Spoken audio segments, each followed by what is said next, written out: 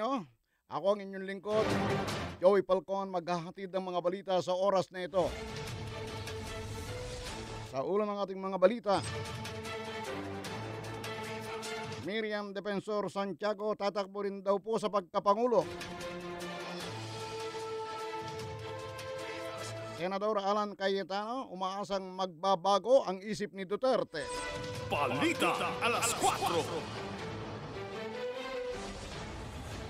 Bagyong Lando, pumasok na po sa Philippine Area of Responsibility kanina.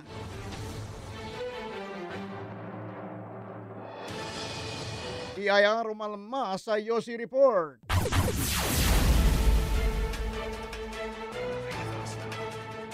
Walo pa tatakbo sa pagkapangulo. Yun Binay, pinuri daw po ng Commission on Audit. Lakas CMD, inaaral na ang susuportahan sa 2016 elections.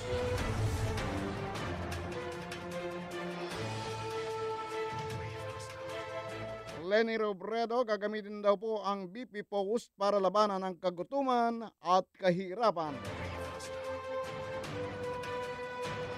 Mataas na bill ng kuryente, ibababa raw. Nino ni Secretary Petilla na tumatakbo sa pagkasenador. Mayor Alfredo Lim naghamon ng jogging. ERAP naghamon naman ng boxing. Mga Zamora sa San Juan tatakbo kontra Estrada. Calixto takbo naman sa Pasay. Sa ating police report,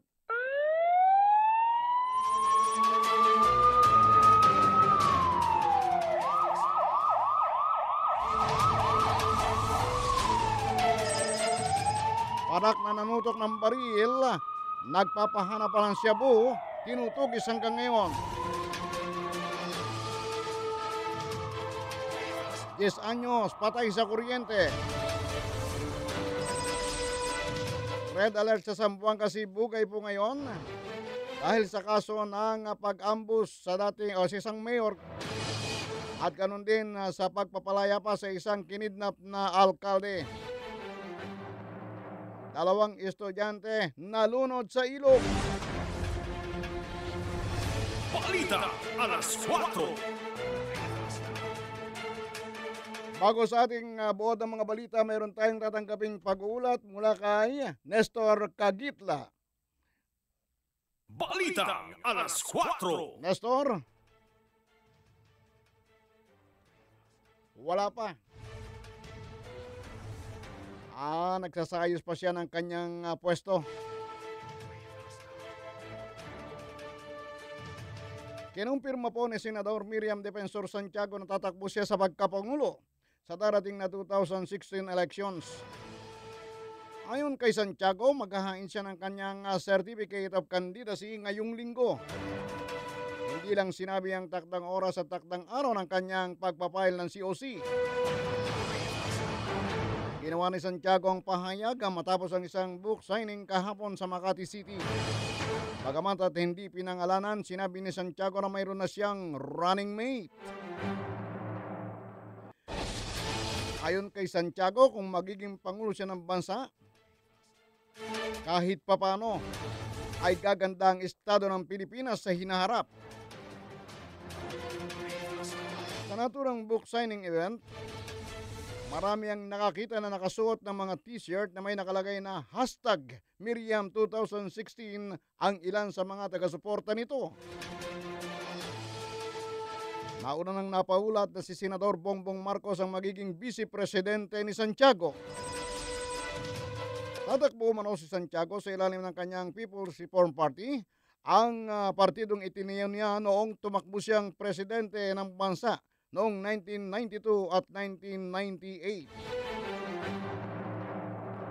Sinabi pa ni Santiago na tatakbo siya dahil nalampasan na niya ang kanyang sakit na kanser at wala na siyang iba pang gagawin. Balita alas 4.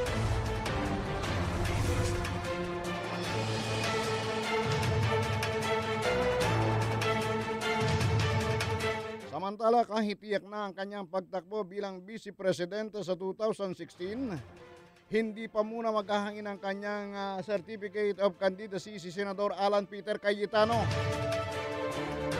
Hinihintay ni Cayetano si Davao City Mayor Rodrigo Duterte na magbago ng isip at tuparin ang mga panawagan sa kanyang pagtakbo bilang Pangulo. Nais ng senador na sabay silang maghain ni Duterte kahit hindi siya ang piliin na maging running mate ng alkalde. Samantala, itinanggi rin ni Cayetano na siya ang running mate ni Senador Miriam Defensor Santiago na nag-anunsyo na ng kanyang pagtakbo kahapon. Sinabi ni Santiago na ang kanyang running mate ay naghayag na ng kandidatura. Tanging si Cayetano, Senador Bongbong Marcos at Senador Antonio Trillanes ang walang katambal sa eleksyon. Kung hindi si Cayetano at si Trillanes, ang natitira na lamang pangalan ay kay Senador Bongbong Marcos.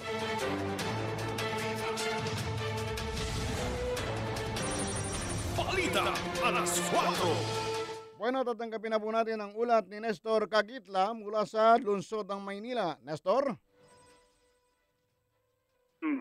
Nestor, magandang hapon sa iyo. Okay, laghay na ngayon ang kanyang Certificate of Candidacy si Valenzuela City Representative Sherwin Win Gatchalian bilang kandidato sa pagkasenador sa ilalim ng Nationalist People Coalition. Ang tanging partido na kanyang sinamahan sa pool na pumasok sa politika bilang kongresista noong taong 2001. Sina Gatchalian at re-election is Senator Vicente Soto III ang dalawang pambato sa senatorial race ng MPC, isa sa pinakamatatag na at ma-influensyang political party sa bansa na mayroong incumbent o kasalukuyang nanunungkulan na 40 congressman at 14 na governors at 22 city mayors. Sa kanyang hangaring masungkit ang isang pwesto sa Senado, bit-bit ni Gatchalian ang kanyang mahusay na track record bilang 3 mayor at ng Valenzuela City at 2-term congressman kung saan sentro ang kanyang advokasya ang edukasyon bilang siyang nakikita niyang solusyon sa kahirapan. Kaya ito ang dahilan kung bakit hinimok ni Gatchalian ng Kongreso na gawing prioridad ang pagsasabatas ng panukalan niyang Free Higher Education Act kung saan tutulungan lalo na ang mga mahihirap na estudyante na matustusan ang kanilang pag-aaral sa kolehiyo. Mula dito sa Comelec, ako si Nestor Cagitla, nag-uulat para sa DZRJ. Balita alas 4. Maraming salamat, Nestor Cagitla. Antabayanan pa po ang ilang mga pag-uulat pa ni Nestor sapagkat siya po ay nag-iikot na sa Metro Manila ngayong ikatlong araw na po ng paghahain ng kandidatura ng mga gustong tumakbo sa 2016 election.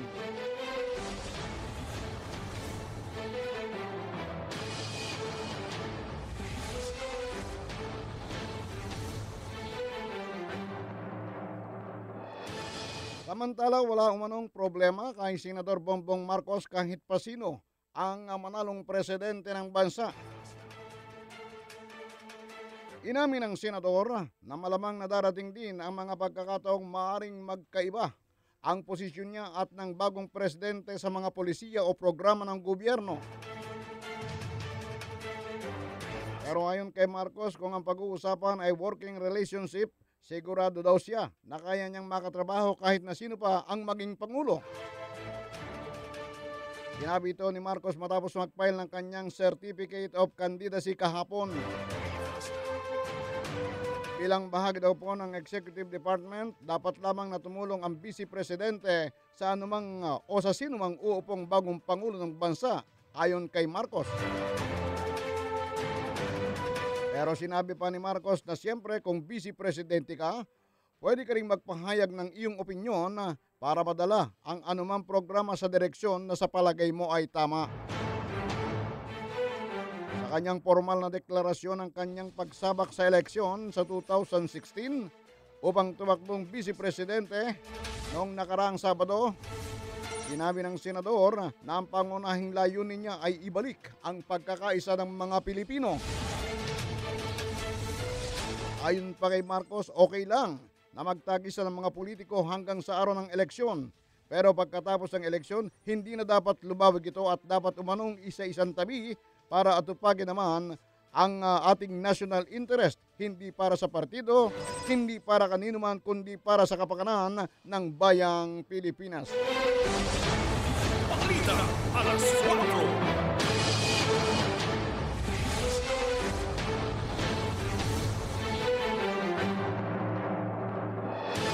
Balita alas 4. Hinamon naman ni Bureau of Internal Revenue o BIR Commissioner Kim Hinares ang UK Best Oxford Economics na pangalanan kung sino ang nagpondo sa bagong pag-aaral na ang 22 bilyong pisong mahigit ay nakuha mula sa iligal na pagbebenta ng sigarilyo. Ayon kay Hinares, sa ngalan ng transparency, dapat nasabihin ito kung sino-sino ang nagkomisyon ng nasabing pag-aaral upang malaman ng publiko kung sino ang dapat nilang paniwalaan. Lumalabas umano sa pag-aaral na mga Pilipino ay nakukonsumo ng 105 billion sticks noong nakaraang taon. 90% nito ay ginawa sa Pilipinas.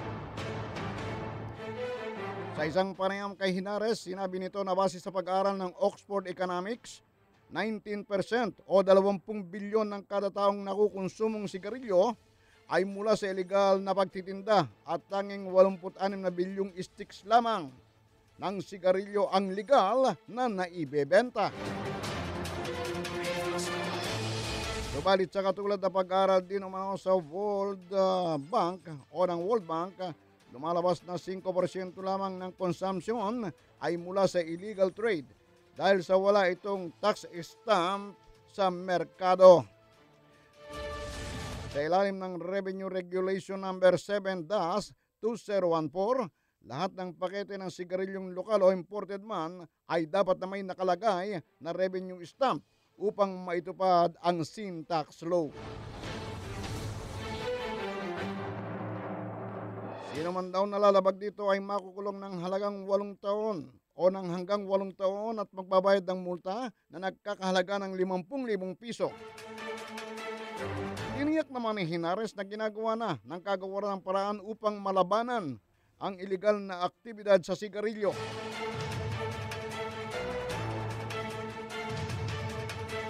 Balita alas 4.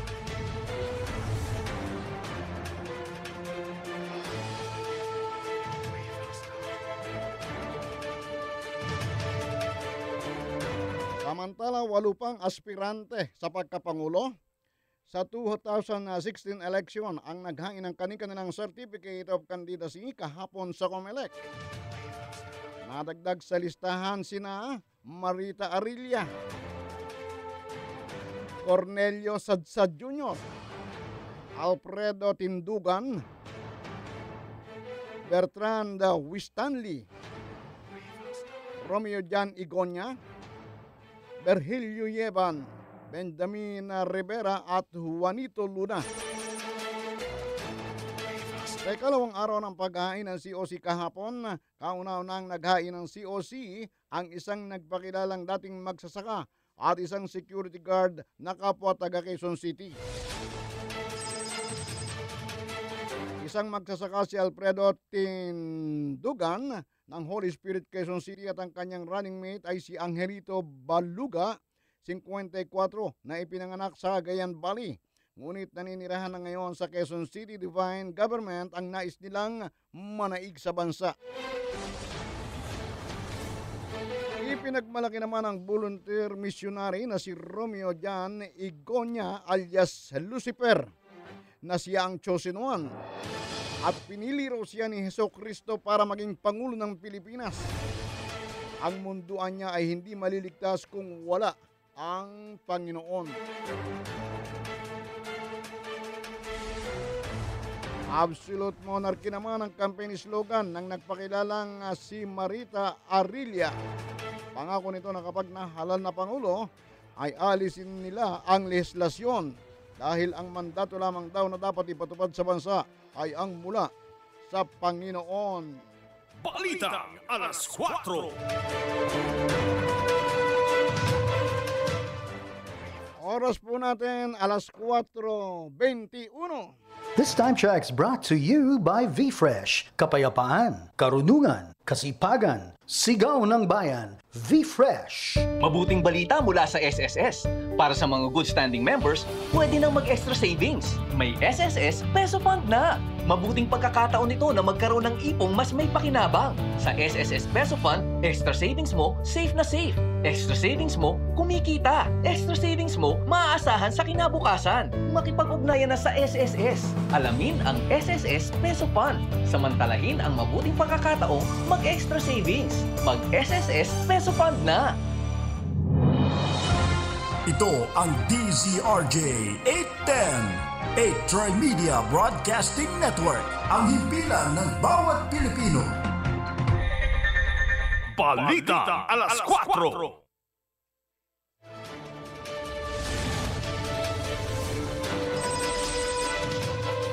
Balita alas 4. Balita alas 4.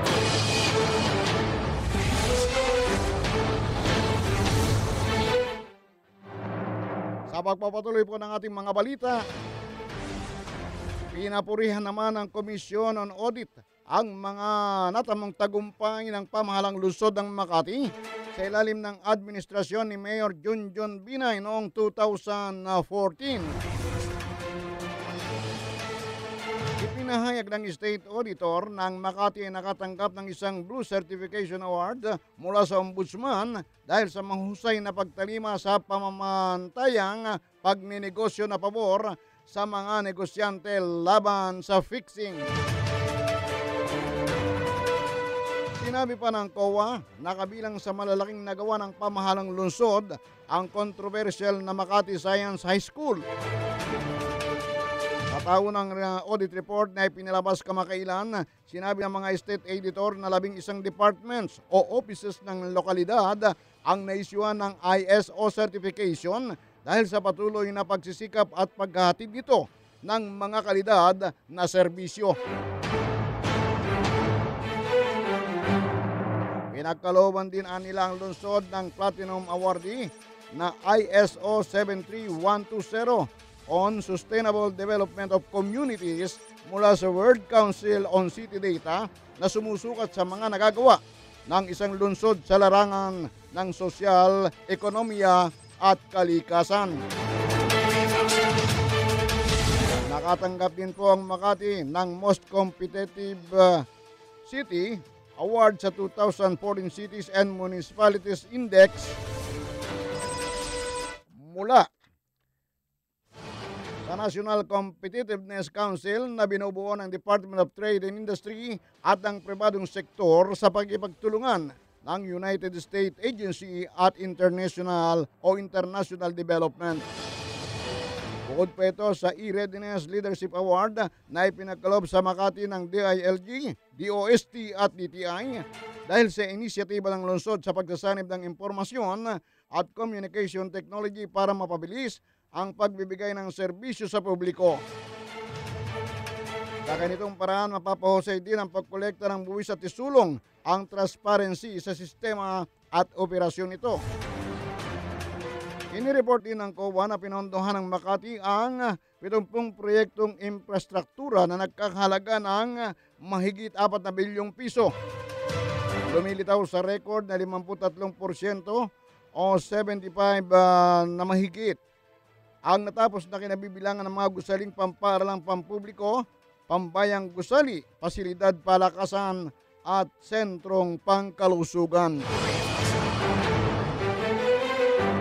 Balita alas 4. Balita alas 4.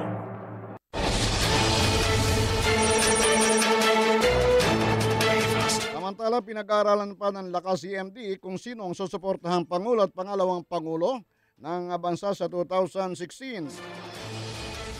Sinabi ni late Representative Ferdinand Martin Romualdez, chairman ng Lakas CMD, hindi kumuha ang kanilang partido ng formal na koalisyon kaya plano rin nila na sa pagtatapos mag-file ng lahat ng mga kandidato sa Biyernes. At doon ay saka lamang umano mag-uusap-usap ang kanilang partido para pinal na tukuyin kung sino ang presidential at vice presidential bet na susuportahan. Tatalakayin umano ng partido kung anong klaseng relasyon din ang mayroon sila sa ibang politiko. Gayon din ang mga nag-iimbita sa kanila upang matimbang ng husto ang mga dadalhing pambato. Kahapon po ay nagkain ng kanyang Certificate of Candidacy si Romualdez na tatakbong senador sa 2016 at inamin na naimbitahan siyang mag-guest candidate sa ilalim ng Po Escudero Tandem. Inimbitahan din daw siya ng binayhunasan ng United Nationalist Alliance at kung sakali magbagong isip at tumakbong Pangulo si Davao City Mayor Rodrigo Duterte ay nasa ilalim din siya ng senatorial slate nito. Samantala, hihilingin naman ni Romualdez kay Pangulong Aquino na deklarang urgent bill ang panukalang pagbibigay ng tax exemption sa person with disability o PWD at iba pang diskwento na katulad ng nakukuha ng mga senior citizens.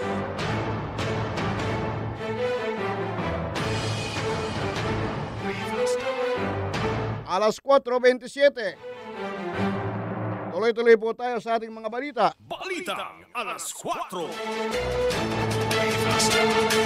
Kapag nagtagumpay daw po, ay nakikita ni Liberal Party Vice Presidential Candidate Leni Robredo ang posisyon bilang pagkakataon kung saan matututukan niya ang mga advokasya na kailangan ng agarang atensyon. Ayon kay Robredo, yung Vice Presidency o Presidency, isang magandang platform para bigyang atensyon ang mga maraming may gusto na isulong ang karapatang pantao at ganoon din ang lahat ng mga benepisyong dapat makuha ng mamamayan. Kasama na ito ang inclusive growth at pag-asikaso ng mga nasa laylayan ng lipunan. Sayang naman daw kung hindi mamamaximize, dagdag pa ni Leni Robredo. Maliban sa pagsulong ng malawak na kaunlaran, nangako rin si Robredo na lalabanan ng kagutungan, kahirapan at iangat ang kalagayan ng mahirap na magsasaka. Sa una, inamin ni Robredo na nang lumitaw ang kanyang pangalan sa pinagpipilian bilang presidente, nalula siya sa mga responsibilidad na kasama ng posisyon. Pero nang lumitaw yung pangalan dumano niya noong una, sa kanya'y parang biro lamang. Kasi napakalaki di umano ang posisyon para sa kanya na nagsisimulang gaya niya. Pero ayon kay Robredo, handa na niyang harapin at tupdin ang iuutos ng mamamayan. Balita alas 4. Sa panguling balita, isusulong di umano ni koalisyon ng Daang Matuwid Senatorial Candidate Jericho Ikot Patilla o Petilla ang mas mababang rate ng kuryente sa pamamagitan ng pag-amyenda sa EPIRA Law sa sandaling magwagi siya sa darating na 2016 senatorial race. Sinabi pa ni Petilla sa media interview matapos ipakilala ng Liberal Party ang 12 senatorial ticket ito sa Balay Headquarters sa sandaling upo di umano siya sa Senado ay prioridad dito ang pag-amyenda sa EPIRA Law upang mapababa ang presyo ng kuryente sa bansa. Sinabi pa ni Petilla, ang EPIRA Law ay dapat magsilbi para sa kagalingan ng mamamayan at electric consumer. Subalit nagmistulang pinaburan nito ang mga power generators at independent power producer o IPP.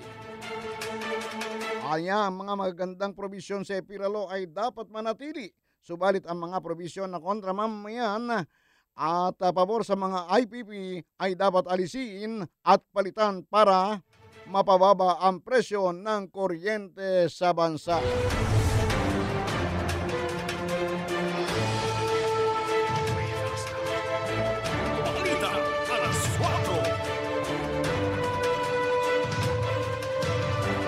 Bueno, sumayin niyo po ang kalahating oras ng mga pagbabalita.